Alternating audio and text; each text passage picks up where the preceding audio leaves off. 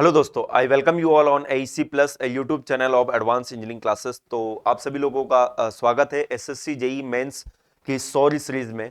और इस सीरीज के अंदर हम पढ़ रहे हैं थर्मोडायनेमिक्स के इंपॉर्टेंट एक्सपेक्टेड क्वेश्चन हम देख रहे हैं। मेंस एसएससी जेई 2023 के लिए स्पेशली डिजाइन की गई ये सीरीज है।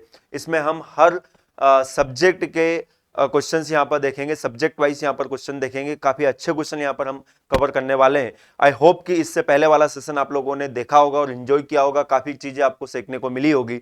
और अगर आप लोग कंप्लीट बैच अगर चाहते हैं एसएससी जेई मेंस के लिए, तो उसके लिए हमारी एप्लीकेशन AEC प्लस पर एसएससी जेई मेंस 2023 के लिए practice plus revision batch available है।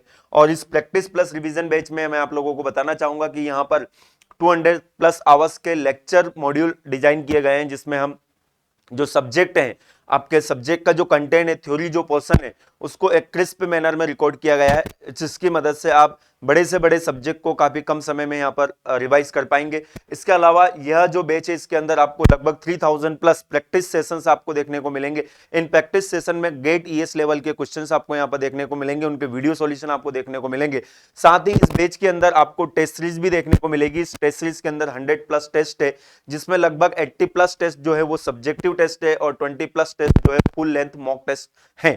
इसके अलावा अगर मैं बात करूं तो ये सारे जो सेशंस होंगे, इनकी PDF भी आपको यहां पर देखने को मिलेगी। आपको नोट्स बनाने की जरूरत नहीं, आप PDF को डाउनलोड करके वहां पर हर सब्जेक्ट को, हर कॉन्सेप्ट को जल्दी से रिवाइज कर सकते हो। चलिए, तो हम थर्मोडायनेमिक्स पढ़ रहे हैं। थर्मोडायनेमिक्स का ये लेक्चर नंबर 2 है। इससे पहले वाला सेशन आप लोगों ने देखा होगा। तो स्टार्ट करते हैं हम सेशन को। देखिए, थर्मोडायनेमिक्स का ये वाला जो सेशन है, इसमें हम बात करेंगे थर्मोडायनेमिक्स के कॉन्सेप्ट आप लोगों ने पढ़ा होगा, सेकंड लॉ ऑफ थर्मोडायनेमिक्स और कार्नोट साइकिल, एंट्रोपी। इससे रिलेटेड कुछ इंपॉर्टेंट क्वेश्चंस मैं यहाँ पर लेकर आया हूं, जो कि आपकी एसएससी जेई मेंस के लिए काफी हेल्पफुल रहेंगे। चलिए, तो सेशन को हम स्टार्ट करते हैं और देखते हैं आज के सेशन का पहला क्वेश्चन। तो देखिए, पहला जो क्वेश्चन है, when a system execute an irreversible cycle. तो इरिवर्सिबल साइकिल के लिए यहाँ पर हमारे पास 4 ऑप्शन दिए हैं, 4 इक्वेशन हमें दी गई है। तो आपको बताना है कि इरिवर्सिबल साइकिल के लिए कौन सी इक्वेशन यहाँ पर करेक्ट है। तो देखिए, अगर आप लोगों ने पढ़ा है क्लॉसियस इनइक्वलिटी, तो क्लॉसियस इनइक्वलिटी क्या बोलती है कि for cyclic integral for reversible और irreversible cycle, the ratio of heat interaction and at that temperature must be less than equal to 0। तो ये जो इक्वेशन है, ये किसके लिए वैलिड है? किसी भी साइकिल के लिए, रिवर्सिबल और इरिवर्सिबल। देखिए, हमेशा ध्यान रखें, 2 ही तरह के साइकिल पॉसिबल होते हैं, या तो साइकिल रिवर्सिबल होगा या फिर इरिवर्सिबल होगा। तो जब भी साइकिल की बात आती है, उसकी फिजिबिलिटी अगर हमें चेक करना होती है, तो यहाँ पर हम क्लॉसियस का यूज करते हैं। अब यहां पर बोला गया है इरिवर्सिबल साइकिल के लिए, तो इसको हम 2 कैटेगरी में डिवाइड करते हैं। अगर cyclic integral of del Q by T का अगर 0 है, तो वह साइकिल हमारा बनता है रिवर्सिबल साइकिल। और वहीं पर अगर cyclic integral del Q by T जो है वह अगर लेस देन 0 है, तो ऐसे साइकिल को हम क्या बोलते हैं? Irreversible cycle. तो ध्यान रखें, हमेशा ये 2 ही कंडीशन पॉसिबल हो सकती है। Del Q by T, summation of del Q by T for a cycle अगर 0 है, तो वह रिवर्सिबल साइकिल कहलाएगा, और अगर वो लेस देन 0 है, तो वह इरिवर्सिबल साइकिल कहलाएगा। और अगर किसी साइकिल के अंदर ये वाली कंडीशन बन रही है, डेल क्यू बाई टी का साइक्लिक इंटीग्रल अगर ग्रेटर देन 0 आ रहा है, तो ऐसा साइकिल पॉसिबल ही नहीं होता है, इसलिए हम इसको बोलते हैं इम्पॉसिबल। ऐसी कंडीशन पॉसिबल ही नहीं होती। तो यहां पर इरिवर्सिबल साइकिल के लिए पूछा गया था हमसे, तो करेक्ट आंसर जो होगा, definitely it will be option A will be the correct answer. ठीक है, चलिए नेक्स्ट हम बात करते हैं। नेक्स्ट क्वेश्चन, इससे पहले हमने 20 क्वेश्चन देखे थे, तो ये 21st क्वेश्चन था, इसीलिए चलिए move to the next question, question number 22। अब देखिए, यहां पर क्या बोला गया है, इक्वेशन हमें दी गई है, बताना है हमें कि कौन सा करेक्ट रिलेशन है। क्वेश्चन जो है, consider a refrigerator and heat pump working on A reverse Carnot cycle. तो देखिए, क्वेश्चन से हमें एक और इन्फॉर्मेशन पता चल रही है, रेफ्रिजरेटर और हीट पंप की जो वर्किंग होती है, it is based on reverse Carnot cycle. ये क्वेश्चन भी कई बार एग्जाम में पूछा जाता है। Between the same temperature limit, which of the following is correct. तो यहां पर आपको सीओपी के बीच में रिलेशन पता होना चाहिए। सीओपी क्या होता है ये भी आपको पता होना चाहिए। सीओपी होता है आपका डिजायर इफेक्ट, और इस डिजायर इफेक्ट को प्रोड्यूस करने के लिए जो हमें वर्क इनपुट करना पड़ता है, इन दोनों का रेशियो जो होता है इसे क्या बोलते हैं अपन, सीओपी। और सीओपी का अगर हम फिजिकल मीनिंग जानना है तो सीओपी का फिजिकल मीनिंग होता है, यह बताता है आपका रनिंग कॉस्ट के बारे में। सीओपी का फिजिकल मीनिंग भी आपसे पूछा जा सकता है, तो ये आपको रनिंग कॉस्ट के बारे में बताता है। अगर आपके सिस्टम की, आपके रेफ्रिजरेटर की ऐसी की सीओपी अगर ज्यादा है, इसका मतलब उसकी रनिंग कॉस्ट जो होगी क्या होगी, कम होगी। रनिंग कॉस्ट का मतलब बिजली का बिल कम आएगा। सीओपी अगर कम है तो वहां पर रनिंग कॉस्ट जो होगी क्या होगी, ज्यादा होगी। अब सीओपी जो होती है हीट पंप के लिए और रेफ्रिजरेटर के लिए हम किस तरह से लिखते हैं ये आपको पता होना चाहिए। रेफ्रिजरेटर जो होता है उसका काम होता है टू मेंटेन लोअर टेम्परेचर, और हीट पंप का काम होता है टू मेंटेन हायर टेम्परेचर। तो अगर हम बात करें यहां पर, तो हमारे पास थर्मल रिजर्वायर है, हायर टेम्परेचर और लोअर टेम्परेचर, इन दोनों के बीच में हम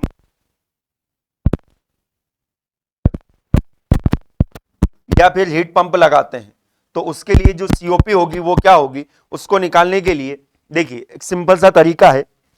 यहां पर हमें क्या करना पड़ता है, ये कैसे डिवाइस होते हैं, वर्क हमें यहां पर करना पड़ता है। तो अगर मैं बात करूं रेफ्रिजरेटर की, अगर हमारा ये डिवाइस है रेफ्रिजरेटर की तरह काम कर रहा है, देखिए रेफ्रिजरेटर हो या हीट पंप हो, ये हीट पंप भी हो सकता है, रेफ्रिजरेटर भी हो सकता है। लोअर टेम्परेचर से हीट को एक्सट्रैक्ट करके हायर टेम्परेचर पर हीट को हम सप्लाई करेंगे। तो लोअर टेम्परेचर अगर हमारा मेंटेन करना डिजायर है तो उसे हम बोलेंगे रेफ्रिजरेटर, और हायर टेम्परेचर को मेंटेन करना अगर हमारा डिजायर है तो उससे क्या कहेंगे हम, हीट पंप। तो अगर हम इसको रेफ्रिजरेटर कंसीडर कर रहे हैं तो रेफ्रिजरेटर की सीओपी जो होती है ये अगर रिवर्सिबल है तो हम डायरेक्टली टेम्परेचर के टर्म्स में लिखते हैं, lower temperature divided by difference of higher और लोअर टेम्परेचर। और वहीं पे अगर मैं बात करूं इसको अगर हम हीट पंप मान रहे हैं तो हीट पंप की जो सीओपी होती है, हमारा काम होता है हीट पंप में टू मेंटेन हायर टेम्परेचर। तो हीट पंप में हायर टेम्परेचर अगर हमें मेंटेन करना है तो ये क्यूएच हीट हमें यहां पर सप्लाई करनी पड़ेगी। तो यहां पर टेम्परेचर के टर्म में अगर मैं इसको रिवर्सिबल मान रहा हूं तो ये बन जाएगा TH divided by TH minus TL. Reversible अगर होगा तो ही आप ध्यान रखें यहां पर इसको टेम्परेचर के टर्म्स में लिख सकते हो, अदरवाइज फिर टेम्परेचर के टर्म्स में आप नहीं लिख सकते हो। और ये जो टेम्परेचर लिखेंगे हम हमेशा केल्विन में ही लिखेंगे, एब्सोल्यूट टेम्परेचर ही यहां पर लेते हैं। अब अगर मैं बात करूं यही दोनों टेम्परेचर के बीच में अगर हम एक इंजन लगा देते हैं, इंजन लगाते हैं तो उस इंजन को हम क्या बोलेंगे, हीट इंजन। और हीट इंजन की वर्किंग जो होती है वो कार्नोट साइकिल पर डिपेंड होती है, कार्नोट साइकिल पर बेस्ड होती है, और ये क्या है, रिवर्स। तो उस हीट इंजन की इफिशियंसी, इंजन के केस में हम इफिशियंसी कैलकुलेट करते हैं तो इफिशियंसी कितनी आती है, net work upon heat supply. तो नेट वर्क जो रहता है आपका टेम्परेचर के टर्म्स में T H minus T L और डिवाइडेड बाय हीट सप्लाई। तो हीट सप्लाई क्या होगा, तो उसको टेम्परेचर के टर्म्स में अगर हमें लिखना है तो ये बन जाएगा आपका टीएच। तो ये रिलेशन भी आप साथ में ध्यान रखें। हीट इंजन अगर है तो एफिशिएंसी कैलकुलेट करेंगे, रेफ्रिजरेटर या हीट पंप है तो सीओपी कैलकुलेट करेंगे। अब इन तीनों में आपस में रिलेशन क्या होता है ये भी आप ध्यान रखें, हमेशा ध्यान रखें। हीट पंप की सीओपी जो होती है हमेशा ज्यादा होती है किससे, रेफ्रिजरेटर से, और कितनी होती है, 1 प्लस सीओपी ऑफ रेफ्रिजरेटर। और अगर हम इफिशियंसी से कंपेयर करें तो इफिशियंसी और सीओपी में जो रिलेशन होता है वो कुछ इस तरह से होता है, इफिशियंसी और सीओपी जो होती है एक दूसरे से इनवर्स होती है। तो ये वाला रिलेशन आप ध्यान रखें, इसके अकॉर्डिंग आप कोई भी आंसर को कर सकते हो। चलिए तो देखते हैं यहां पर करेक्ट आंसर क्या बनेगा हमारे इस क्वेश्चन का। तो सीओपी ऑफ रेफ्रिजरेटर नहीं, COP of refrigerator, COP of refrigerator. तो हम यहां पर बोल सकते हैं कि सीओपी ऑफ रेफ्रिजरेटर जो होगा वह क्या होगा, सीओपी ऑफ हीट पंप -1 रहेगा। So the correct answer will be option C. Option C जो होगा इस क्वेश्चन का क्या होगा, करेक्ट आंसर होगा। चलिए move to the question number 23। तो क्वेश्चन नंबर 23, 22 का आंसर हम देख चुके हैं। इसका डिटेल सॉल्यूशन डेरिवेशन भी यहां पर दिया हुआ है, अगर आपको रिक्वायरमेंट लगती है तो उसको भी आप यहां पर रीड आउट कर सकते हो। नेक्स्ट मैं बात करता हूं न्यूमेरिकल है। देखिए क्या है question, 1 kilo mole of N ideal gas. तो देखिए यहां पर मास हमें दे रखा है, मास जो दे रखा है कितना दे रखा है, 1 किलो मोल। मास हमें दे रखा है कितना, 1 किलो मोल।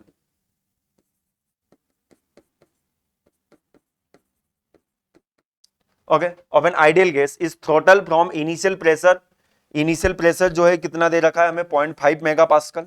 थ्रोटलिंग प्रोसेस है, थ्रोटलिंग के बारे में सारी इंफॉर्मेशन आपको पता होना चाहिए। और फाइनल प्रेशर जो है कितना है 0.1 mega pascal. Okay, the initial temperature हमें दिया है, इट विल बी 300 केल्विन। अब हमसे पूछा क्या है, the entropy change of the universe. तो सबसे पहले तो यहाँ पर जो क्वेश्चन में हमें गिवन है कि ये जो प्रोसेस है ये कैसी प्रोसेस है, थ्रोटलिंग प्रोसेस है। और यहाँ पर वर्किंग सब्सटेंस जो है क्या, आइडियल गैस। थ्रोटलिंग प्रोसेस जो होती है एक इरिवर्सिबल प्रोसेस होती है। तो अब इरिवर्सिबल प्रोसेस में एंट्रोपी चेंज कैसे निकालें, तो आप लोगों को पता होना चाहिए एंट्रोपी चेंज जो होता है एक प्रॉपर्टी होती है। प्रोसेस आपकी रिवर्सिबल हो या इरिवर्सिबल हो, चेंज इन एंट्रोपी जो आएगा क्या आएगा, सेम आएगा। ये बात आप ध्यान रखें, क्योंकि यहां पर बिल्कुल कंफ्यूजन हो सकता है कि ये इरिवर्सिबल प्रोसेस है तो आपने ये फॉर्मूला रिवर्सिबल का क्यों लगा दिया। क्योंकि रिवर्सिबल प्रोसेस में चेंज इन एंट्रोपी निकालें या इरिवर्सिबल में निकालें, चेंज इन एंट्रोपी जो आएगा वो सेम आएगा। बात समझ में आ रही। तो यहां पर बिल्कुल निश्चिंत रहे, जो फॉर्मूले हम पढ़ते हैं वही फॉर्मूले यहां पर लगेंगे। अब ये जो प्रोसेस है ये कैसी है, थ्रोटलिंग प्रोसेस। थ्रोटलिंग प्रोसेस का मतलब क्या होता है, एग्जांपल आप ध्यान रखें, थ्रोटलिंग प्रोसेस जैसे कि किसी पोरस प्लग से हम पास करें किसी फ्लूइड को। ओके, पार्शियली ओपन वॉल होता है और कैपिलरी ट्यूब से जो फ्लो होता है, they all are the example of throttling. और थ्रोटलिंग में आप ध्यान रखें कि ये एक हाईली इरिवर्सिबल प्रोसेस होती है। और जब भी थ्रोटलिंग की बात होती है तो यहां पर क्या होता है, प्रेशर डिक्रीज होता है। तो देख लीजिए प्रेशर जो है 0.5 मेगा पास्कल से 0.1 मेगा पास्कल आ रहा है, प्रेशर डिक्रीज हो रहा है। और सबसे इंपॉर्टेंट, ये थ्रोटलिंग प्रोसेस जो होती है ये आइसेंथैल्पिक होती है। आइसेंथैल्पिक का मतलब क्या हुआ कि यहां पर इनलेट पर और एग्जिट पर जो एनर्जी होती है, एंथैल्पी जो होती है वो क्या होती है, सेम होती है। तो H1 और H2 दोनों क्या रहेंगे, बराबर। अब यहां पर वर्किंग सब्सटेंस जो बोल रखा है, क्या बोल रखा है, आइडियल गैस बोल रखा है। और आइडियल गैस में हमें पता है कि एंथैल्पी जो होती है वो केवल टेम्परेचर का फंक्शन होती है, इंटरनल एनर्जी जो होती है वो भी टेम्परेचर का फंक्शन होती है। तो अगर इनलेट और एग्जिट पर एंथैल्पी अगर सेम है तो हम बोल सकते हैं कि यहां पर इनलेट पर और एग्जिट पर टेम्परेचर जो रहेगा वो भी क्या रहेगा, कांस्टेंट रहेगा। मतलब यहां पर टेम्परेचर चेंज नहीं हो रहा है, टेम्परेचर चेंज की वजह से कोई एंट्रोपी में चेंज नहीं आएगा। अब अगर हमें एंट्रोपी चेंज निकालना है, एंट्रोपी चेंज आइडियल गैस के लिए बहुत सारे फॉर्मूले होते हैं। अब उसमें से आप किसी भी फॉर्मूले को यूज कर सकते हो, बट हमें इस तरह का फॉर्मूला यूज करना है डेटा के अकॉर्डिंग। तो डेटा के अकॉर्डिंग अगर हमें फॉर्मूला यूज करना है तो चेंज इन एंट्रोपी जो होता है आइडियल गैस के लिए, ये हम लिखते हैं, अगर आप लोगों को पता हो तो MC प्रेशर है तो MCP ln T2 by T1 minus Rln P2 by P1। ये चेंज इन एंट्रोपी आपका आएगा आइडियल गैस के केस में। अब यहां पर आप देख सकते हो कि इनिशियल और फाइनल टेम्परेचर क्या है, सेम है। तो ये वाली जो टर्म होगी ये टर्म तो आपकी जीरो बन जाएगी, ये वाली टर्म जो है क्या होगी, जीरो बन जाएगी। ln जीरो जो होगा क्या होगा, जीरो ही होगा। ln 1 जो होगा जीरो होगा। T1 T2 1 हो जाएगा ना, सेम हो जाएगा।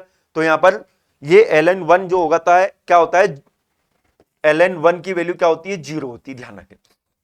तो हमारे पास रिलेशन क्या बनेगा, चेंज इन एंट्रोपी जो आएगा यहां पर, it will be minus R ln P2 by P1। अब अच्छा, यहां पर साथ में मास का भी मल्टीप्लाई रहेगा, क्योंकि यहां पर मास दिया है तो यहां पर हम मास का भी मल्टीप्लाई साथ में करेंगे। तो ये जो रिलेशन बनेगा माइनस MR, ठीक है। ये रिलेशन जो बनेगा क्या बनेगा, माइनस MR। अब देखिए हमें यहां पर R की वैल्यू नहीं दी गई, बट यहां पर हमें जो मास दिया गया है ये मास आपको किलो मोल में दिया गया है। तो देखिए हमारे पास जो एंट्रोपी रिलेशन आया ये क्या है, minus MR ln P2 by P1। तो देखिए आपको पता है R जो होता है कैरेक्टरिस्टिक गैस कांस्टेंट होता है, ये होता है universal gas constant divided by molecular. Okay, अब यहां पर अगर मैं बात करूं ये जो मास होता है, ये मास क्या रहेगा, number of mole multiply by molecular weight, number of mole multiply by molecular weight. तो यहां पर हम इसको ऐसे लिख सकते हैं, minus N into capital M into R की जगह हम क्या लिखेंगे, R bar divided by capital M into ln P2 by P1। अब ध्यान रखें ये जो मास रहेगा ये क्या रहेगा, number of mole multiply by molecular weight. ये रिलेशन भी आपको पता होना चाहिए। तो देखिए यहां से इस कैपिटल M से कैपिटल M कैंसिल हो जाएगा। यहां पर N की वैल्यू कितनी दे रखी, 1 किलो मोल।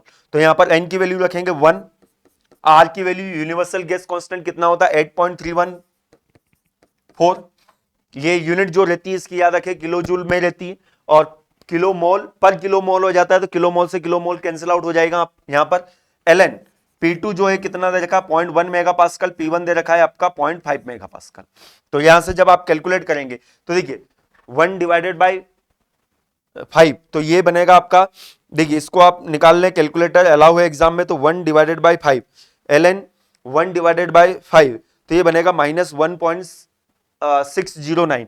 उसको आप मल्टीप्लाई करेंगे किससे 8.314 से, तो ये नेगेटिव नेगेटिव क्या हो जाएगा पॉजिटिव, तो ये बनेगा 13.38 ये किलो जूल पर केल्विन। एंट्रोपी की यूनिट भी आपको पता होना चाहिए, तो यहां पर हमारे पास आंसर आ जाएगा कि एंट्रोपी में चेंज कितना होगा 13.38। अब ऑप्शन को हम देख लेते हैं, ऑप्शन ऐसा कुछ दिया हुआ है क्या? यस 13.38 हमें दिया हुआ है, तो ये आंसर हो जाएगा option A will be the correct answer. तो इस क्वेश्चन से हमको क्या क्या चीजें सीखने को मिली? तो अगर किलो मोल में अगर सब्सटेंस दिया हुआ है तो भी घबराने की जरूरत नहीं है, आप ध्यान रखें।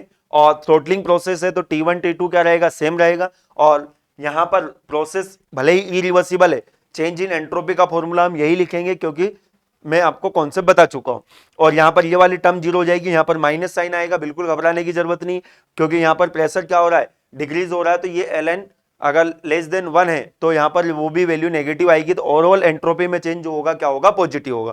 और यहां पर mr ln T2 by T1 P2 by P1 आएगा, तो यहां पर आप ध्यान रखिए कि इस r को कैरेक्टरिस्टिक गैस कांस्टेंट को universal gas constant divided by molecular weight हम लिखते हैं, तो ये मॉलिक्यूलर वेट क्या हो जाएगा कैंसिल आउट हो जाएगा। और यहां पर इस n की वैल्यू हमको ऑलरेडी दी हुई है। तो अच्छा क्वेश्चन था, न्यूमेरिकल था, बिल्कुल गलती नहीं होना चाहिए, ऐसे क्वेश्चन की प्रैक्टिस बिल्कुल आप बनाए रखें। ठीक है, चलिए आगे बढ़ते हैं हम। तो इस क्वेश्चन का आंसर हमें पता चल गया, इसका डिटेल में सॉल्यूशन यहां पर भी दिया हुआ है, आप जरूर चेक करें। चलिए नेक्स्ट क्वेश्चन है question number 24। A system undergoes a state change from 1 to 2 according to the second law of thermodynamics। तो एक सिस्टम है जिसमें स्टेट चेंज हो रही है 1 से 2, ठीक है, according to second law of thermodynamics for the process to be a feasible entropy change. तो 1 से 2 जा रहा है, यहां पर चेंज इन एंट्रोपी हमसे पूछा है S2 माइनस S1, तो ये एंट्रोपी चेंज जो होगा क्या होगा पॉजिटिव होगा, जीरो होगा, पॉजिटिव नेगेटिव जीरो कुछ भी हो सकता है, तो ये आपको बिल्कुल सोच समझ के इसका आंसर करना है। देखिए जब भी बात आती है किसी प्रोसेस की, तो प्रोसेस में एंट्रोपी चेंज जो है वो कुछ भी हो सकता है। प्रोसेस में एंट्रोपी चेंज आपका अगर हीट हम सप्लाई कर रहे हैं तो वहां पर एंट्रोपी क्या होगा बढ़ेगा, सिस्टम से अगर हीट निकाल रहे हैं तो वहां पर एंट्रोपी क्या होगा कम होगा, और अगर एडियाबेटिक प्रोसेस है तो वहां पर एंट्रोपी में रिवर्सिबल एडियाबेटिक प्रोसेस है तो वहां पर एंट्रोपी में कोई चेंज नहीं आएगा। तो प्रोसेस में एंट्रोपी में चेंज कुछ भी हो सकता है, इसीलिए इस क्वेश्चन का आंसर जो होगा क्या होगा it can be positive negative और जीरो। क्या होता है कि यूनिवर्सिटी की एंट्रोपी के बारे में अगर पूछा होता तो यूनिवर्सिटी की एंट्रोपी किसी भी प्रोसेस में यूनिवर्सिटी की एंट्रोपी में हमेशा पॉजिटिव चेंज आएगा, तभी वह प्रोसेस जो है क्या है फिजिबल। यूनिवर्सिटी की एंट्रोपी के बारे में हमसे नहीं पूछा गया है, उस प्रोसेस की फिजिबिलिटी के बारे में हमसे पूछा गया है, तो प्रोसेस फिजिबल बिल्कुल होगी, एंट्रोपी में चेंज जीरो हो, नेगेटिव हो या पॉजिटिव हो, कुछ भी हो सकता है। बात समझ में आई? चलिए तो इस क्वेश्चन का करेक्ट आंसर हमें पता चल गया, option D will be the correct answer. यही कॉन्सेप्ट यहां पर भी लिखा हुआ है, आप इसको भी चेक कर सकते हो। चलिए move to the next question, question number 25। ये भी एक अच्छा क्वेश्चन है, देखिए क्या है question. When ideal gas with a constant specific heat, specific heat जो है क्या है कांस्टेंट है, सी की वैल्यू जो है क्या है कांस्टेंट है, is throttle adiabatically with negligible changes in kinetic energy and potential energy। यहां पर कौन सी प्रोसेस है, ये थ्रोटलिंग प्रोसेस आ गई। अब यहां पर वर्किंग सब्सटेंस की बात करें तो वर्किंग सब्सटेंस जो है क्या आइडियल गैस है, तो थ्रोटलिंग प्रोसेस में थोड़ी देर पहले मैंने बताया था कि एंथैल्पी जो होती है क्या होती है कांस्टेंट होती है, इनलेट पर और एग्जिट पर एंथैल्पी क्या रहेगी सेम रहेगी, तो इससे आप बोल सकते हो कि टेम्परेचर जो रहेगा वो भी सेम रहेगा, टेम्परेचर सेम रहेगा तो चेंज इन टेम्परेचर जो होगा क्या होगा जीरो होगा। तो इस तरह का कोई ऑप्शन है क्या? यस, पहले ही ऑप्शन हमें मिल गया, change in entropy zero, change in temperature जो होगा आइडियल गैस बोल रखा है इसलिए चेंज इन टेम्परेचर जीरो है। अदरवाइज आइडियल गैस अगर नहीं होता है तो चेंज इन टेम्परेचर जो है वो पॉजिटिव भी हो सकता है, नेगेटिव हो सकता है, फिर वो डिपेंड करेगा जूल थॉमसन कोएफिशिएंट पर। क्वेश्चन आएंगे आगे भी इस तरह के क्वेश्चन आएंगे तो वहां पर मैं आपको बताऊंगा जूल थॉमसन कोएफिशिएंट। चलिए अब यहां पर एक और इंपॉर्टेंट, अगर यहां पर चेंज इन एंट्रोपी का अगर हमसे पूछा होता तो हमेशा ध्यान रखें कि ये जो प्रोसेस है ये इरिवर्सिबल प्रोसेस होती है, और ये इरिवर्सिबल प्रोसेस है, और इरिवर्सिबल प्रोसेस में चेंज इन एंट्रोपी अगर हमसे पूछा होता तो इरिवर्सिबल प्रोसेस है, तो चेंज इन एंट्रोपी जो होगा हमेशा क्या होगा, पॉजिटिव होगा। तो यहां पर एक और बात आप ध्यान में रखें, यहां पर साथ में चेंज इन एंट्रोपी जो रहेगा क्या रहेगा, पॉजिटिव रहेगा। ऐसा भी कोई ऑप्शन बन सकता था, अगर यहां पर delta T is greater than 0 बोल देते तो फिर आपका आंसर क्या हो जाता, change in entropy, irreversible process है। तो इरिवर्सिबल प्रोसेस है, तो यहां पर ये ऑप्शन डी, यहां पर अभी फिलहाल मैंने ऑप्शन में कुछ चेंजेस किए थे बट यहां पर सही चेंज नहीं हो पाया, तो ऑप्शन डी जो होगा ये भी करेक्ट आंसर होगा। बिल्कुल ध्यान रखें, यहां पर अभी हम सीखने के लिए आए हैं, आपके एग्जाम में तो एक ही आंसर सही होगा वैसे, बट आपको अगर ये ऑप्शन में नहीं दिया है तो ये भी आपको देखना है। अभी यहां पर फिर आप पूछेंगे सर कौन सा टिक करना है, तो कोई सा भी आप टिक करें आंसर आपका सही रहेगा। वैसे दोनों ही करेक्ट आंसर, ऐसा नहीं कि ये ज्यादा करेक्ट है ये कम करेक्ट, ऐसा नहीं, दोनों ऑप्शन आपके एग्जाम में नहीं पूछे जाएंगे। तो ये भी ऑप्शन सही है, ये भी ऑप्शन सही है, आप ध्यान रखें। चेंज इन एंट्रोपी जो होगा वो क्या रहेगा, पॉजिटिव रहेगा, चेंज इन एंथैल्पी जो रहेगा वो 0 रहेगा। ठीक है, तो इस क्वेश्चन का करेक्ट आंसर देख सकते हैं अपन, यहां पर ऑप्शन ए दे रखा है बट मैंने आपको बता दिया कि ऑप्शन डी जो होगा इसका ये भी सही आंसर होगा, क्योंकि इरिवर्सिबल प्रोसेस में एंट्रोपी हमेशा क्या होती है, बढ़ती है। तो चेंज इन एंट्रोपी जो रहेगा वो भी क्या रहेगा, आपका पॉजिटिव रहेगा। चलिए आगे बढ़ते हैं यहां पर next question. A cycle heat engine does 50 kilo joule of work पर cycle if the efficiency of heat engine is 75%, the heat rejected per cycle। बहुत आसान क्वेश्चन है, इफिशियंसी हमको दे रखा है, इफिशियंसी दे रखा है 75%, तो 0.75 लिखेंगे। ऐसे क्वेश्चन में बिल्कुल टाइम वेस्ट नहीं करना, अगर एग्जाम में भी आता है तो बिल्कुल फटाफट इसको बनाना है आपको। अब क्या बोल रखा है, heat engine does 50 kilo joule of work, तो इफिशियंसी जो होती है क्या होती है, net work divided by heat supply. तो हीट सप्लाई आप यहां से निकाल लोगे, क्या बोला है यहां पर, if the efficiency of heat engine is 75%, the heat rejected per cycle।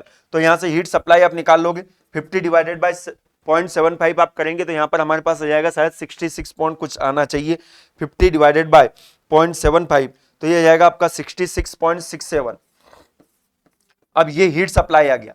अब हीट सप्लाई आपको पता है नेट वर्क जो होता है क्या होता है, heat supply minus heat reject is equal to W net, और डब्ल्यू नेट हमें दे रखा है, हीट सप्लाई हमारे पास आ गया 66.67, हीट रिजेक्ट हमें निकालना है, डब्ल्यू नेट हमें दिया है 50। तो यहां से आप निकाल सकते हो हीट रिजेक्ट कितना आएगा, हीट रिजेक्ट जो आ जाएगा ये आ जाएगा 16 इंटू 2/3, तो ये 16.67 आपके पास आंसर आ जाएगा। तो इस क्वेश्चन का करेक्ट आंसर आपको पता चल गया, the correct answer will be option A. Option A जो होगा इसका क्या होगा, करेक्ट आंसर होगा। यूनिट आप ध्यान रखें किलो जूल में, तो सारे आंसर जो आएंगे वो भी किलो जूल में आएंगे। ठीक है, तो इस क्वेश्चन का करेक्ट आंसर हमको पता चल गया, option A will be the correct answer. Now move to the next question. ये भी न्यूमेरिकल है, सिंपल न्यूमेरिकल है। तो देखिए आप ध्यान रखें कि सेकंड लॉ से अगर कोई न्यूमेरिकल आता है सीओपी का या एफिशिएंसी से रिलेटेड, तो उसको आपको जरूर अटेंड करना है और बिल्कुल ध्यान से उसको पढ़ना है क्वेश्चन को।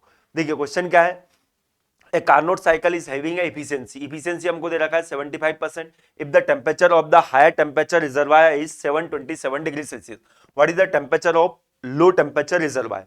तो देखिए इस क्वेश्चन को सॉल्व करने के कई तरीके हैं।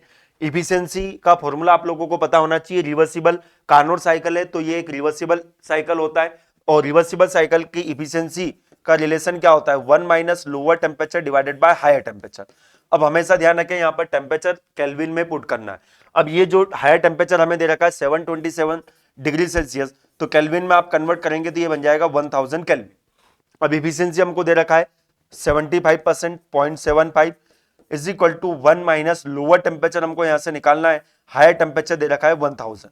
तो यहां से आप लोअर टेम्परेचर कैलकुलेट करेंगे तो देखिए लोअर टेम्परेचर आपके पास जो आएगा वो भी केल्विन में आएगा, बट आपको ध्यान रखना है कि यहाँ पर ऑप्शन जो है वो डिग्री सेल्सियस में, तो वापस आपको उसको डिग्री सेल्सियस में कन्वर्ट करना होगा। इस टर्म को हम इधर लेके जाएंगे तो ये बचेगा आपका 0.25 को आप मल्टीप्लाई करेंगे 1000 से, तो ये आ जाएगा आपका 250 केल्विन आपका आ जाएगा लोअर टेम्परेचर। बट यहाँ पर 250 आपका ऑप्शन में नहीं है, अच्छी बात है, बट ऑप्शन में मिल सकता है 250 डिग्री सेल्सियस। तो आपको जल्दबाजी नहीं करना है, 250 डिग्री सेल्सियस तो आंसर होगा नहीं, इसका आंसर जो होगा 250 केल्विन होगा। अब यहाँ पर डिग्री सेल्सियस में हमसे पूछा है तो आपको पता होना चाहिए कि ये 250 केल्विन है, मतलब नेगेटिव में रहेगा डिग्री सेल्सियस में, और नेगेटिव में कितना रहेगा, -23 डिग्री सेल्सियस, क्योंकि 250 में 23 ऐड करेंगे तो वो क्या बन जाएगा 273 केल्विन बन जाएगा। तो यहां से हमें डायरेक्टली आंसर पता चल जाएगा। अच्छा, ऑप्शन दिया है 250 डिग्री सेल्सियस, बिल्कुल जल्दबाजी ना करें। तो करेक्ट आंसर जो रहेगा क्या रहेगा, option B will be the correct answer. चलिए नेक्स्ट क्वेश्चन, अच्छा क्वेश्चन है। The following 4 figure have been drawn to represent a fictitious thermodynamic cycle, PV and TS diagram. 4 diagram है, चारों थर्मोडायनेमिक साइकिल को रिप्रेजेंट कर रहे हैं। इनके पीवी और टीएस डायग्राम हमको दिए गए। अब यहां पर हमसे पूछा गया है क्या, according to first law of thermodynamics equal area enclose by. तो यहां पर आपको बताना है कि कौन कौन सा एरिया जो रहेगा सेम चीज को रिप्रेजेंट करेगा। तो फर्स्ट लॉ ऑफ थर्मोडायनेमिक्स क्या बोलता है, summation of Q is equal to summation of W, net heat interaction is equal to net work interaction in a cycle. और नेट हीट इंटरेक्शन और नेट वर्क इंटरेक्शन हम कैसे निकालते हैं, heat interaction जो होता है ये एरिया अंडर टीएस डायग्राम, और वर्क इंटरेक्शन हम निकालते हैं area under PV diagram.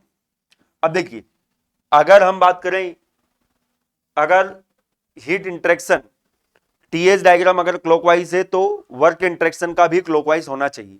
Clockwise cycle क्या रिप्रेजेंट करता है कि हमें नेट वर्क मिल रहा है, मतलब ये वर्क प्रोड्यूसिंग डिवाइस के बारे में बताता है। एंटी क्लॉकवाइज क्या बताता है हमें कि वहां पर हम नेट वर्क कर रहे हैं, वहां पर हमें वर्क देना पड़ रहा है। तो अगर मैं बात करूं पहले फिगर की, अब ऑप्शन के अकॉर्डिंग चलना है। फिगर 1 एंड 2 क्या सेम है क्या, देखिए फिगर 1 को हम देख लेते हैं। यहां पर ये क्लॉकवाइज है पीवी डायग्राम, और टीएस डायग्राम यहां पर ये भी क्लॉकवाइज है। तो डेफिनेटली दोनों डायग्राम जो है एक ही चीज को रिप्रेजेंट करेंगे। तो आंसर जो होगा हमारा पहला ही ऑप्शन बन जाएगा, पहला ही ऑप्शन क्या होगा, सही होगा। नेक्स्ट बी को भी हम देख लेते हैं, फिगर 2 एंड 3। फिगर 2 की अगर मैं बात करूं तो ये टीएस डायग्राम है क्लॉकवाइज, और ये पीवी डायग्राम है एंटी क्लॉकवाइज। तो ये दोनों सेम नहीं होंगे। फिगर 1 एंड 3 ये पीवी डायग्राम है, ये भी पीवी डायग्राम है, बट ये क्लॉकवाइज है, ये एंटी क्लॉकवाइज है, तो ये भी नहीं होगा। फिगर 1 एंड 4 ये क्लॉकवाइज है पीवी डायग्राम, ये एंटी क्लॉकवाइज है टीएस डायग्राम, तो ये दोनों भी सेम नहीं होंगे। केवल आंसर जो होगा हमारा क्या होगा, ऑप्शन ए होगा। 1 एंड 2 फिगर जो है दोनों क्या कर रहे हैं, सेम चीज को रिप्रेजेंट कर रहे हैं। चलिए आगे बढ़ते हैं हम।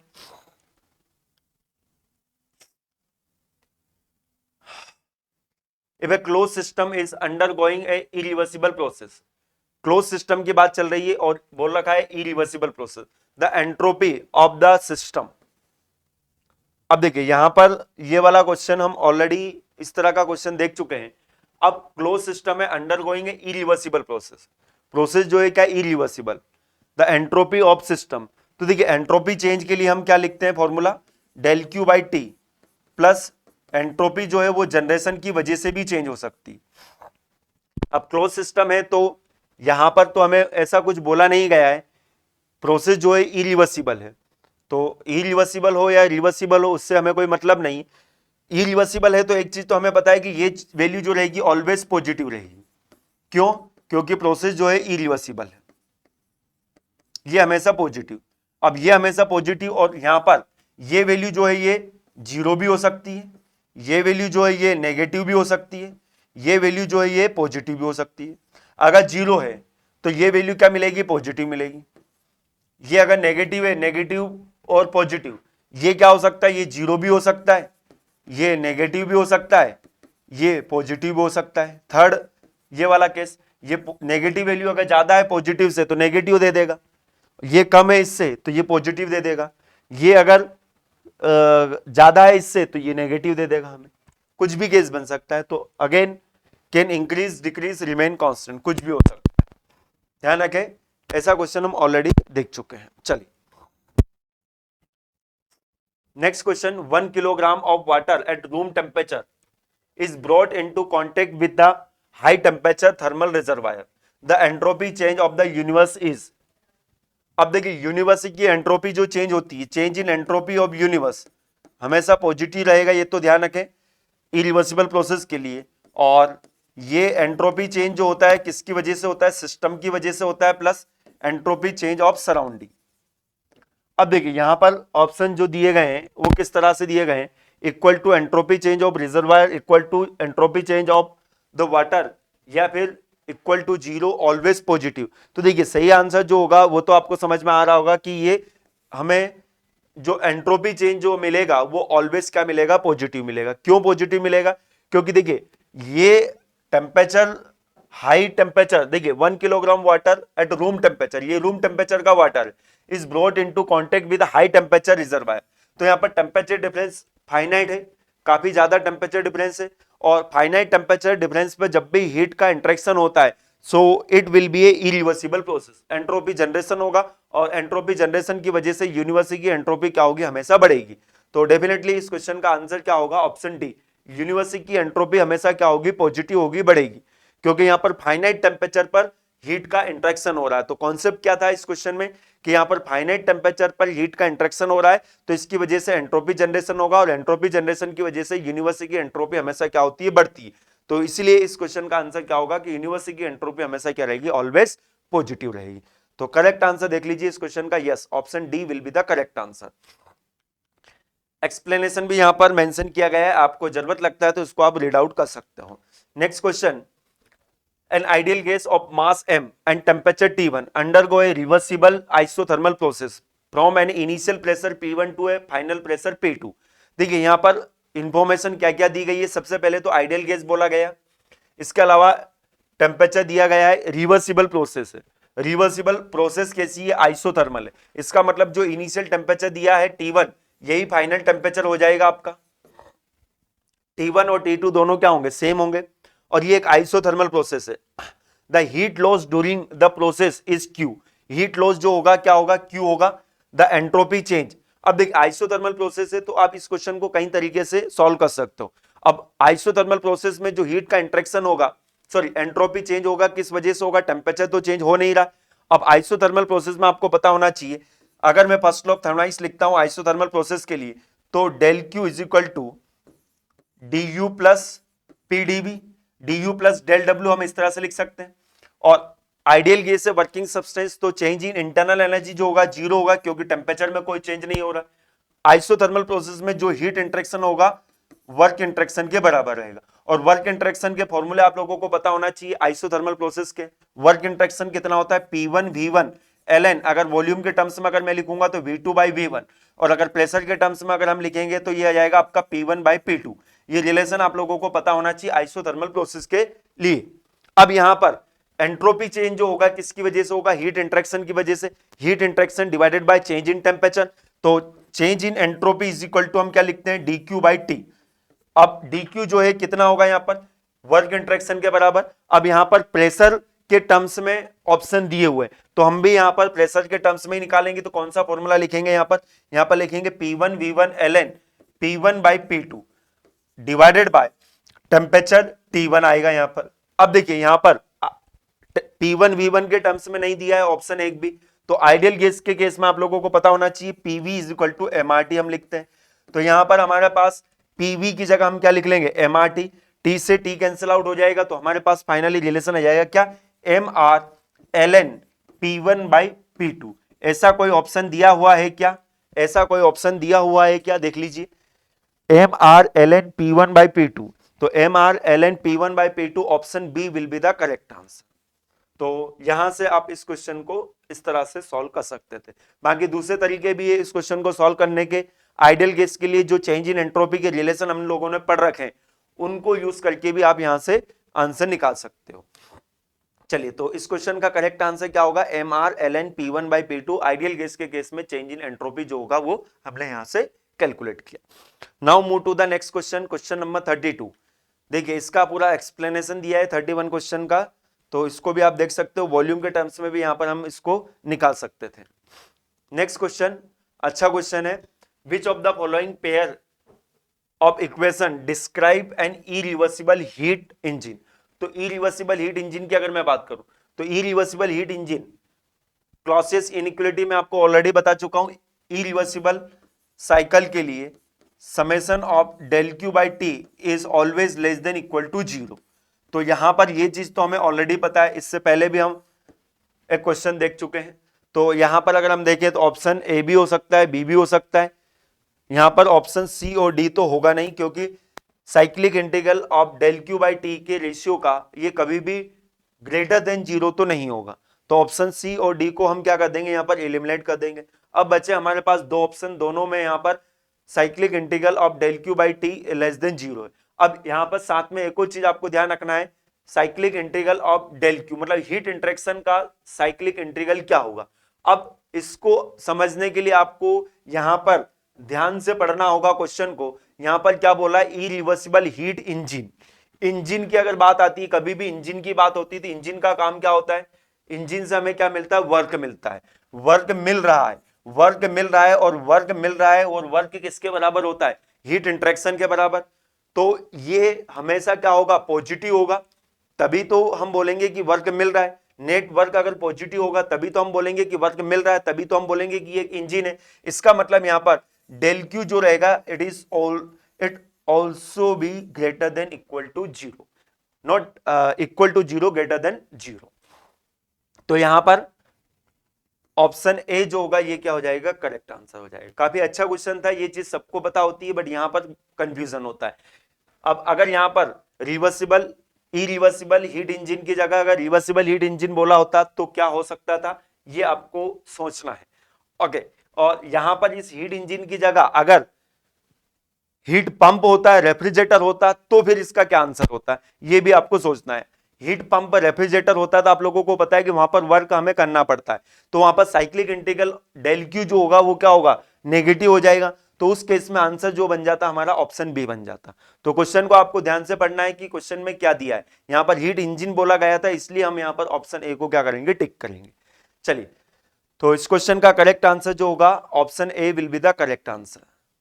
ये पूरा एक्सप्लेनेशन भी यहां पर दिया हुआ है। Now move to the next question, question number 33। यहां पर ऑप्शन नहीं है, तो ऑप्शन तो वैसे आपको एग्जाम में मिल जाएंगे, बट यहां पर आपको इसका करेक्ट आंसर निकालना है। सिंपल क्वेश्चन है, ऐसे क्वेश्चन अपन अभी थोड़ी देर पहले भी देख चुके। क्या है question, a source at a temperature 500 kelvin. Source का टेम्परेचर हमें दे रखा है, higher temperature 500 kelvin, provide 1000 kilo joule of heat. यहां पर ये सोर्स जो है कितना हीट प्रोवाइड कर रहा है, 1000 किलो जूल हीट हमें प्रोवाइड कर रहा है। अब क्या बोला गया है, the temperature of environment is 27 degree Celsius, the maximum useful work that can be obtain from the heat source. देखिए मैक्सिमम यूजफुल वर्क, इसको दूसरे लैंग्वेज में हम एक्सर्जी भी बोलते हैं। क्या बोलते हैं, एक्सर्जी। तो मैक्सिमम यूजफुल वर्क हमें कब मिलेगा, मैक्सिमम यूजफुल वर्क हमें मिलेगा जब हमारा इंजन जो है वो रिवर्सिबल हो, और साथ में जो लोअर टेम्परेचर हो, सिंक का जो टेम्परेचर होगा वो एटमॉस्फेरिक टेम्परेचर के बराबर होगा। तो उस केस में हमें क्या मिलता है, मैक्सिमम वर्क मिलता है, एनवायरमेंट टेम्परेचर के बराबर होगा। तो यहां पर देखिए एनवायरमेंट टेम्परेचर हमें ऑलरेडी दिया है 27 डिग्री सेल्सियस, हायर टेम्परेचर हमें दिया हुआ है। तो यहां पर हम निकाल लेते हैं कि मैक्सिमम इफिशियंसी कितनी हो सकती है। तो मैक्सिमम इफिशियंसी मतलब कार्नोट साइकिल की इफिशियंसी के बराबर, और कार्नोट साइकिल की इफिशियंसी टेम्परेचर पर डिपेंड करती है, 1 माइनस TL/TH। तो यहां से मैक्सिमम इफिशियंसी हमें पता चल जाएगी, और यह मैक्सिमम इफिशियंसी किसके बराबर होगी, maximum work divided by heat supply के बराबर होगी। मैक्सिमम इफिशियंसी यहां से कितनी आएगी, 1 minus lower temperature 27 degree Celsius. Always put temperature in kelvin. 27 degree Celsius को बिल्कुल आप ध्यान रखें, 300 केल्विन लिखना है अपने को। तो यहां पर बनेगा आपका 300 divided by 1000 is equal to, हम क्या लिखेंगे यहाँ पर, डब्ल्यू मैक्सिमम जो कि हमें निकालना है, और हीट सप्लाई जो हो रहा है कितना हो रहा है, 1000 किलो जूल हो रहा है। तो यहां से डब्ल्यू मैक्स आप निकाल सकते हो। देखिए, तो ये 1 माइनस 300 बाय 1000, तो 300 डिवाइडेड बाय 1000 करेंगे, इसको 1 में से माइनस करेंगे तो ये 70% इफिशियंसी आ जाएगी। इसमें आप मल्टीप्लाई करेंगे 1000 से, तो ये 700 किलो जूल जो है आपका आंसर आ जाएगा। तो मैक्सिमम वर्क अगर आप हीट सप्लाई कर रहे हो कितना, 1000 किलो जूल, तो मैक्सिमम वर्क आपको कितना मिल सकता है, 700 किलो जूल मिलेगा। कब मिलेगा, जब ये एक रिवर्सिबल इंजन होगा, हम बोल सकते हैं कार्नोट इंजन होगा, और सिंक का टेम्परेचर जो होगा कितना होगा, लोअर टेम्परेचर जो रहेगा वो एनवायरमेंट टेम्परेचर के बराबर होगा। तो इस केस में मैक्सिमम वर्क जो आपको मिलेगा, it will be A 700 kilo joule.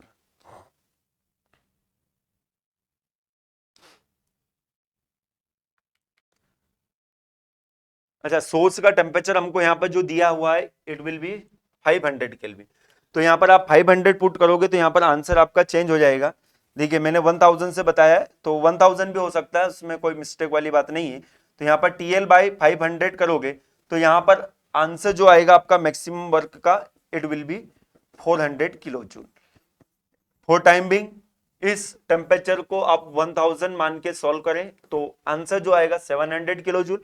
500 मानते हुए अगर आप सॉल्व करेंगे तो आंसर जो आएगा आपका 400 किलो जूल आंसर आ जाएगा। ठीक है, चलिए आगे बढ़ते हैं। Next question number 34। देखिए क्या है question. A reversible heat engine receive 2 kilo joule of heat from an reservoir at 1000 kelvin. हमारे पास एक रिजर्वायर है जिसका टेम्परेचर है 1000 केल्विन और इससे एक reversible heat engine heat receive कर रहा है। कितना रिसीव कर रहा है? 2 किलो जूल हीट रिसीव कर रहा है। आगे क्या बोला गया है? And certain amount of heat from A reservoir 800 kelvin. एक और रिजर्वायर है जिसका टेम्परेचर कितना है? 800 केल्विन। इससे भी कुछ अमाउंट में हीट को क्या कर रहा है? ये रिसीव कर रहा है। कितना कर रहा है ये हमको नहीं बताया गया। And it reject 1 kilo joule of heat to a reservoir at 400 kelvin. एक और रिजर्वायर है जिसका टेम्परेचर कितना है? 400 केल्विन है और यहां पर कितनी हीट रिजेक्ट कर रहा है? It will be 1 kilo joule. अब देखिए यहां पर पूछा क्या गया हमसे, द नेट आउटपुट मतलब नेट वर्क जो हमें मिलेगा उसको हमें निकालना है किलो जूल में। जब भी ऐसे क्वेश्चन आते हैं तो हमेशा ध्यान रखें, जब भी 2 से अधिक रिजर्वायर होते हैं तो ऐसे क्वेश्चन को सॉल्व करने के लिए हम क्लॉसियस इनइक्वालिटी का यूज करेंगे। तो क्लॉसियस इनइक्वालिटी क्या बोलती है कि for a reversible cycle cyclic integral of del Q by T क्या होगा? 0 होगा। तो वहां से आप इसका आंसर निकाल सकते हैं। सबसे पहले तो यहां पर ये हीट कितनी रिसीव कर रहा है ये आप यहां से निकालें, इसको हम बोल देते हैं Q। तो यहां पर हम क्लॉसियस इनइक्वालिटी यूज करेंगे, summation of del Q by T. Reversible बोला है, देख लीजिए स्टार्टिंग में बोला है रिवर्सिबल हीट इंजन, तभी हम इस इक्वेशन को यूज कर सकते हैं। तो यहां से हीट आ रही है इस हीट इंजन के अंदर, तो हीट सप्लाई कर रहे हैं अगर हम किसी इंजन को तो उसको हम बोलते हैं पॉजिटिव। तो यहां पर हम लेंगे 2 बाय किस टेम्परेचर से आ रही है? 1000 से आ रही है। यहां से भी हीट आ रही है, कितनी आ रही है? क्यू आ रही है, किस टेम्परेचर से आ रही है? 800 केल्विन से आ रही है। और यहां पर हीट रिजेक्ट हो रही है, कितना हो रहा है? 1 किलो जूल। तो 1 डिवाइडेड बाय कितना हो जाएगा ये? 400 केल्विन। तो इस इक्वेशन से आप निकाल सकते हो कि Q की वैल्यू कितनी होगी। Q की वैल्यू जब आप यहां से निकालोगे तो Q की वैल्यू जो आएगी वो हम यहां पर देख लेते हैं। देखिए Q की वैल्यू आप यहां से जब निकालोगे तो I think it will be 0.4 kilo joule. क्या आएगा? 0.4 किलो जूल। यहां पर मैं मेंशन कर देता हूं 0.4 किलो जूल Q हमें यहां पर देखने को मिलेगा। अब देखिए हमसे क्या पूछा गया है? Net work. तो नेट वर्क हम कैसे निकालेंगे? देखिए जो हीट हम सप्लाई कर रहे हैं और जो हीट रिजेक्ट हो रही, इन दोनों का डिफरेंस ही तो हमारा नेटवर्क होगा किसी भी साइकिल के लिए। तो नेट वर्क जो रहेगा आपका हीट सप्लाई कितना हो रहा है? 2 हो रहा है और यहां से कितना हो रहा है? 0.4 हो रहा है और रिजेक्ट कितना हो रहा है? 1 किलो जूल हो रहा है। तो यहां से 2 में से 1 प्लस 0.4 तो नेट वर्क हमारे पास आ जाएगा कितना? 1.4 किलो जूल। तो ध्यान रखें ऐसे क्वेश्चन कई तरीके से पूछे जा सकते हैं। इस साइकिल की एफिशिएंसी भी आपसे पूछी जा सकती है। नेटवर्क हमारे पास आ गया, नेटवर्क को हम डिवाइड करेंगे हीट सप्लाई से। हीट सप्लाई कितना हो रहा है? 2 किलो जूल। तो इस 1000 केल्विन के रिजर्वायर से सप्लाई कर रहे हैं और यहाँ पर 0.4 आया ये, तो 0.4 किलो जूल हम सप्लाई कर रहे हैं इस 800 केल्विन के रिजर्वायर से। तो नेट हीट सप्लाई जो होगा कितना होगा? 2.4 और नेट वर्क कितना आया? 1.4। 1.4 को डिवाइड करेंगे 2.4 से तो इफिशियंसी आ जाएगी। तो जब भी 2 से अधिक रिजर्वायर हो तो आप ध्यान रखें वहां पर क्लॉसियस इनइक्वालिटी को आपको यूज करना है, cyclic integral of del Q by T is equal to 0, या फिर इसको दूसरे वर्ड हम बोलते हैं summation of del Q by T का जो रेशियो होगा इज इक्वल टू 0 रिवर्सिबल के लिए, और इरिवर्सिबल के लिए क्या होता है? लेस देन 0 होता है। तो इस क्वेश्चन का करेक्ट आंसर होगा option C will be the correct answer. Now move to the next question, question number 35। यहां पर भी ऑप्शन नहीं है बट आप इसको सॉल्व कर सकते हैं आसानी से। क्या बोला है यहां पर? देखिए हमें मास दिया है कितना? 1 kg ऑफ एयर, जिसका characteristic gas constant 287 joule per KG kelvin. ये हो सकता है एग्जाम में आपको ना दिया हो, इसकी वैल्यू आपको ऑलरेडी याद रखना है। Undergoes a irreversible process between equilibrium state. 2 equilibrium state है।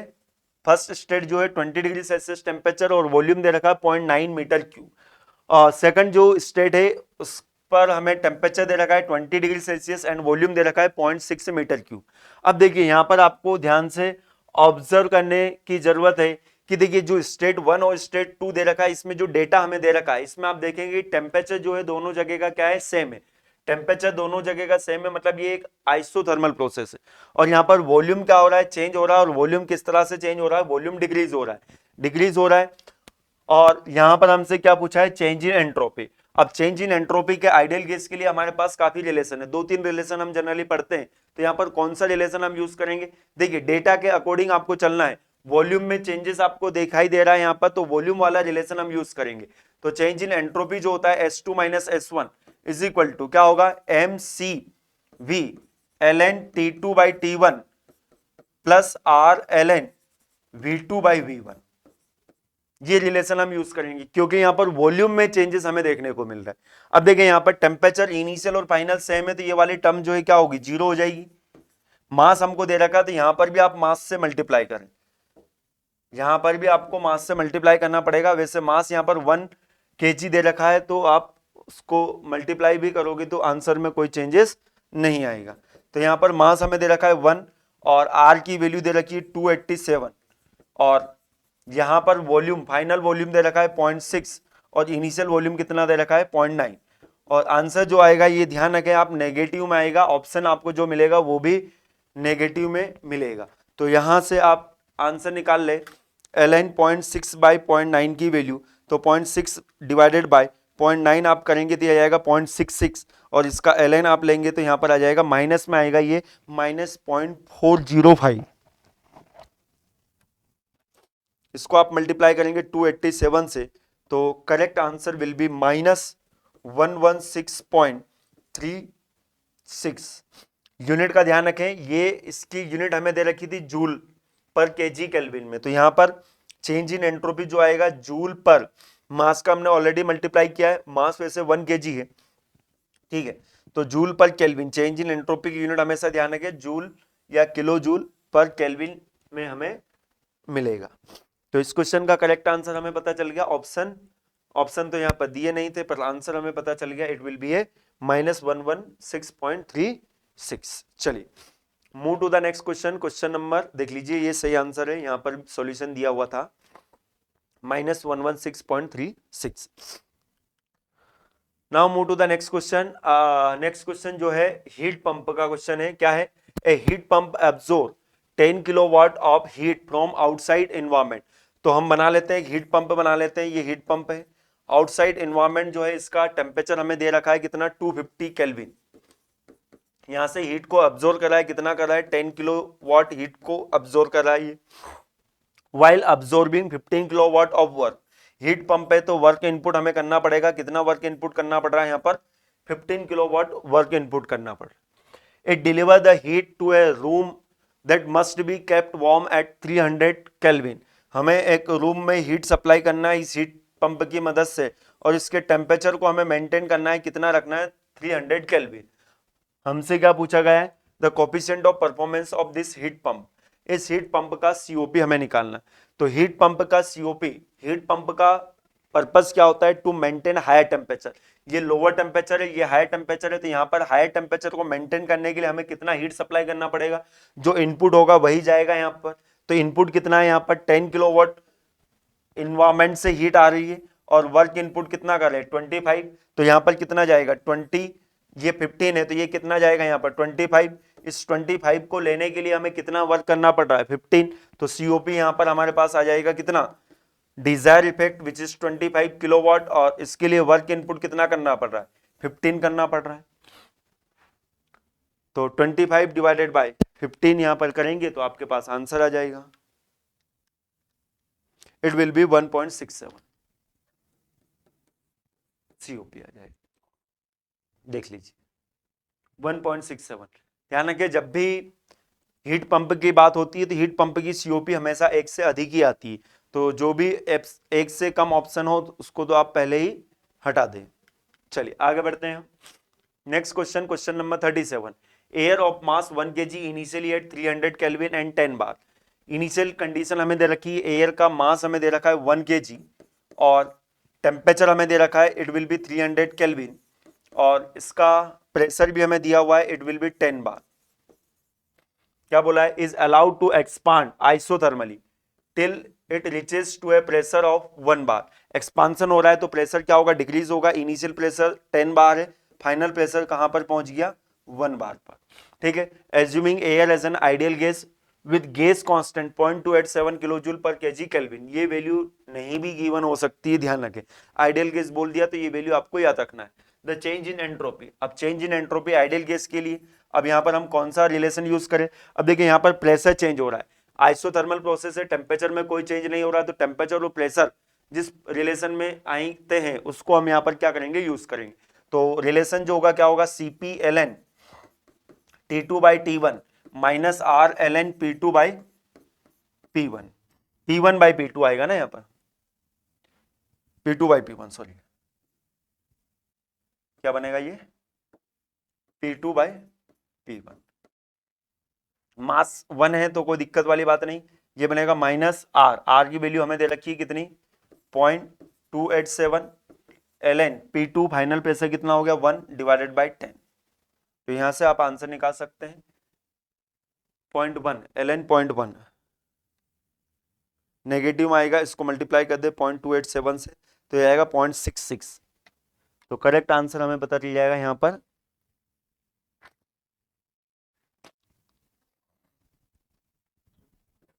0.66 किलो जूल पर।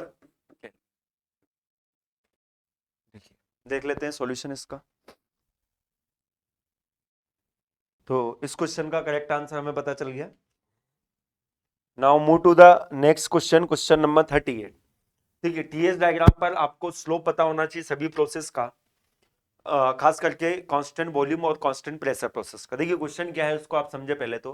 For an ideal gas a constant pressure line and constant volume line intersect at a point in a TS diagram. तो TS diagram हम यहां पर plot कर लेते हैं। Temperature versus entropy, क्या बोला गया है, एक कांस्टेंट वॉल्यूम प्रोसेस और कांस्टेंट प्रेशर प्रोसेस। ओके, तो टीएस डायग्राम पर कांस्टेंट वॉल्यूम और कांस्टेंट प्रेशर प्रोसेस एक दूसरे को क्या करेगी, इंटरसेक्ट करेगी। ये यहां पर तो आपको पता होना चाहिए जिसका स्लोप ज्यादा होता है वो कांस्टेंट वॉल्यूम प्रोसेस होती है, जिसका स्लोप कम होता है वो कांस्टेंट प्रेशर प्रोसेस होती है। इंटरसेक्ट कर रही। अब आपसे पूछा है कि इस पॉइंट ऑफ इंटरसेक्शन पर दोनों के स्लोप का रेशियो क्या होगा, ऐसे क्वेश्चन है। ठीक है, तो आपको डायरेक्टली मैं बता देता हूं। कांस्टेंट वॉल्यूम प्रोसेस का जो स्लोप होता है टीएस डायग्राम पर, delta T by del S, constant volume का ये बनता है आपका टी अपॉन सी बी, और कांस्टेंट प्रेशर प्रोसेस के लिए del T by del S, constant pressure process के लिए क्या बनता है, टी बाई सी पी। किसका किससे रेशियो पूछा गया है, इसको आपको थोड़ा ध्यान रखना है क्योंकि ऑप्शन में दोनों चीजें। तो हमसे पूछा गया है constant volume, the ratio of slope of constant pressure to the constant volume, constant pressure का कांस्टेंट वॉल्यूम से, तो ये बनेगा T upon C P divided by T upon C we.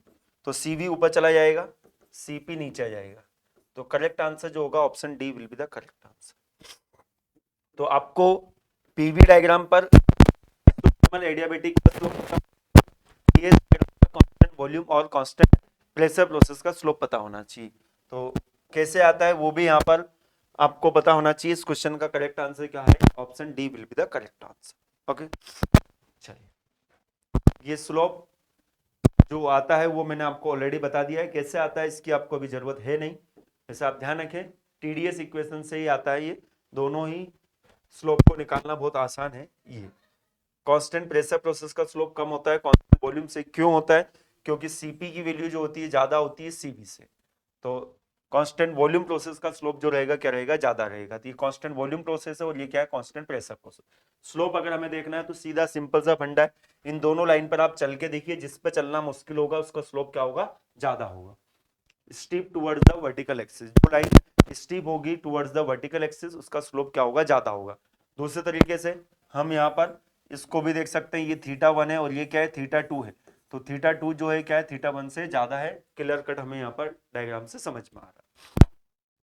चलिए, तो इस क्वेश्चन का करेक्ट आंसर हमें पता चल गया। Now move to the next question, question number 39। Question क्या है? The Clausius inequality hold good. Clausius inequality क्या है, पहले तो ये ध्यान रखें। क्लॉसियस इनइक्वालिटी होता है for a cycle the cyclic integral of heat interaction to the temperature is always less than equal to zero. किसके लिए वैलिड? ये रिवर्सिबल के लिए भी वैलिड है, इरिवर्सिबल के लिए भी वैलिड है। और साइकिल दो ही तरह के होते हैं, या तो रिवर्सिबल होगा या इरिवर्सिबल होगा, मतलब सभी तरह के साइकिल के लिए, प्रोसेस के लिए it is not for process. तो प्रोसेस वाला तो ऑप्शन ही हटा दीजिए। एनी साइकिल, यस बिल्कुल सभी साइकिल के लिए वैलिड है। रिवर्सिबल और इरिवर्सिबल सभी का मतलब दो ही तो होते हैं, तो करेक्ट आंसर क्या होगा? For any cycle. प्रोसेस के लिए नहीं है, ध्यान रखें। Second law of thermodynamics process के लिए होता ही नहीं है। प्रोसेस के लिए हम second law of thermodynamics define ही नहीं करते। फर्स्ट लॉ ऑफ थर्मोडायनामिक्स जो होता है वो प्रोसेस के लिए भी होता है, साइकिल के लिए भी होता है। Second law of thermodynamics is valid only for a cycle. Okay, ये ध्यान रखें। चलिए, आज के सेशन का लास्ट क्वेश्चन काफी अच्छा क्वेश्चन है, देख लीजिए। A heat engine extract heat QH from a thermal reservoir at a temperature 1000 kelvin and reject QL to a thermal reservoir 100 kelvin. तो हमारे पास दो थर्मल रिजर्वायर है, एक का टेम्परेचर है 1000 केल्विन, यहां से हीट एक्सट्रैक्ट हो रही है, और रिजेक्ट कर रहे हैं हम कहां पर? ऐसे रिजर्वायर जिसका टेम्परेचर जो है क्या है? 100 केल्विन। और ये क्या है? एक हीट इंजन। QH और QL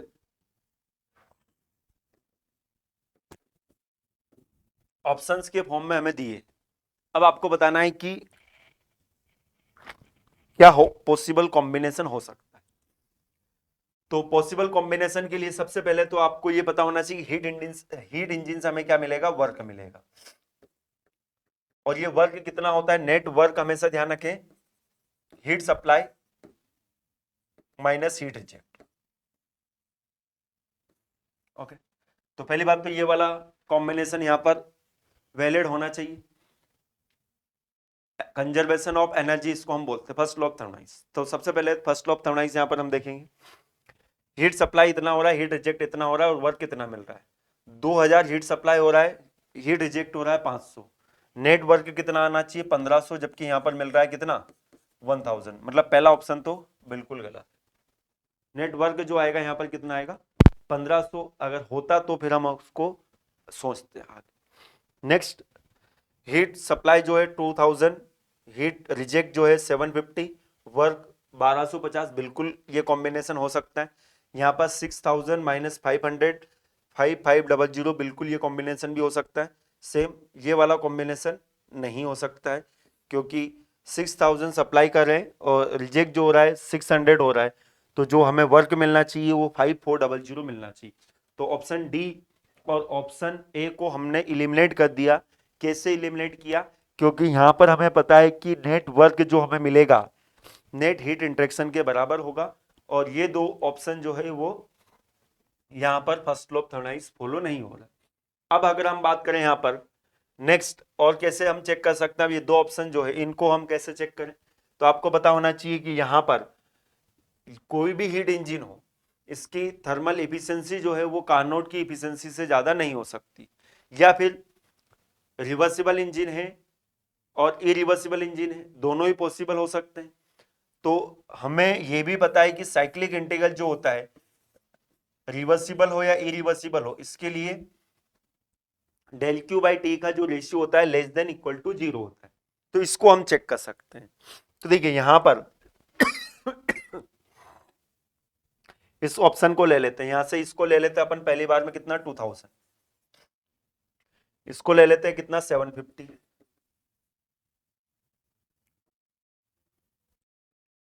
750, तो 2000 divided by 1000 minus 750 divided by 100। तो ये कितना आ रहा है? ये आएगा आपका 2 माइनस 7.5। तो ये लेस देन 0 आ रहा है, बिल्कुल आ रहा है। तो ये तो पॉसिबल है, बिल्कुल हो सकता है। यहां पर देखें, यहां पर क्या लिखेंगे हम? 6000 divided by 1000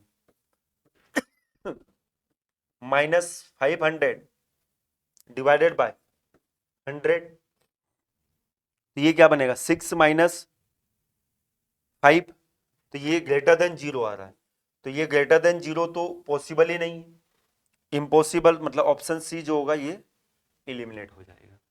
तो तरीका समझ में आया। क्लॉसियस इनइक्वालिटी से आप चेक कर सकते हो। क्लॉसियस इनइक्वालिटी क्या बोलता है, किसी भी पॉसिबल साइकिल के लिए साइक्लिक इंटीग्रल जो होगा डेल क्यू बाई टी का जो रेशियो रहेगा वो लेस देन इक्वल टू 0 होगा। तो यहाँ पर ग्रेटर देन 0 आ रहा है, तो ये भी पॉसिबल नहीं है। ये दोनों ऑप्शन को ऑलरेडी हम एलिमिनेट कर चुके हैं, तो ऑप्शन बी जो होगा यहाँ पर क्या होगा, करेक्ट आंसर। ठीक है, तो ये टोटल 40 क्वेश्चन हमने देखे हैं। 20 इससे पहले वाले सेशन में हमने देखे थे, 20 इस वाले सेशन में। इसका सॉल्यूशन भी आप लोग यहाँ पर देख सकते हो। Okay, so thank you very much to join the session. मिलते हैं हम नेक्स्ट सेशन में। और अगर सेशन आपको अच्छा लगा है तो डेफिनेटली आप इसको मेंशन करें कमेंट्स बॉक्स में। और सेशन की पीडीएफ के लिए must join our public Telegram group AC plus app and YT discussion channel. Okay, so thank you very much to join the session. मिलते हैं हम नेक्स्ट लेक्चर में। Good bye, take care.